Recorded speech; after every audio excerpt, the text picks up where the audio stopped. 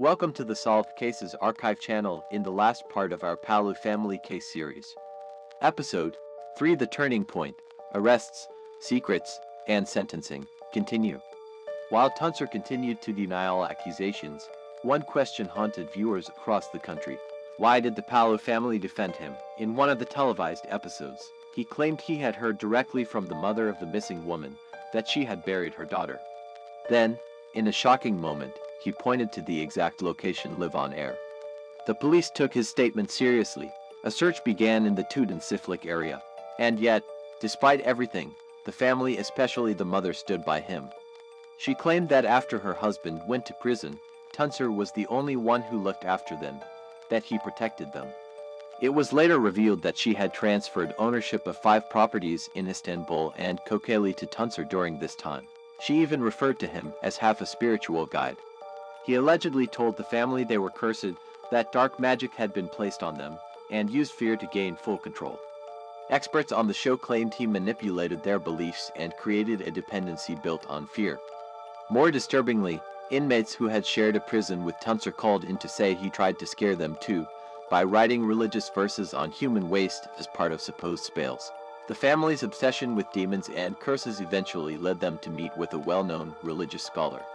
On air, he told them that what they feared wasn't real and that they needed medical help, not spiritual protection. But even after that, the mother was seen refusing to enter her father's home, claiming it was cursed. The law finally moves in. Authorities began combining the scattered allegations into one case. The Social Services Ministry stepped in, announcing they would place the family under protective health measures and file charges against Tuncer. Then came the breakthrough moment. 5 family members were arrested at their home in Kocaeli.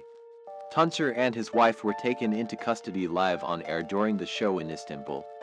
The mother, 2 sons, and 1 daughter were all charged. The father was released. Tuncer and his wife were also among those officially detained. Prosecutors charged all 6 individuals with intentional murder. Excavations were carried out in both Kocaeli and Sakarya, looking for the remains of Meryem and her daughter. But neither search brought any result. Still, enough evidence was gathered to continue with prosecution.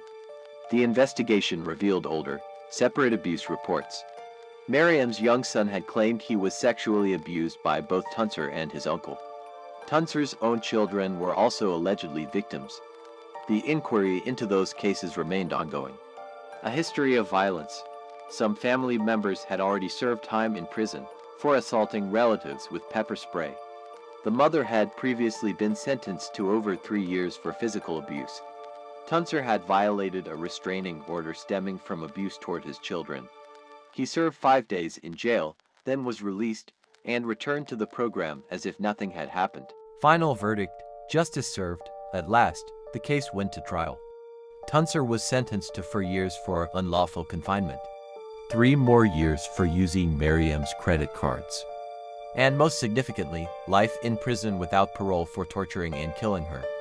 His wife, along with the mother, 1 daughter, and a son, received 12.5 years each for aiding the crime. They were also sentenced to 1.5 years each for unlawful confinement, though those sentences were suspended.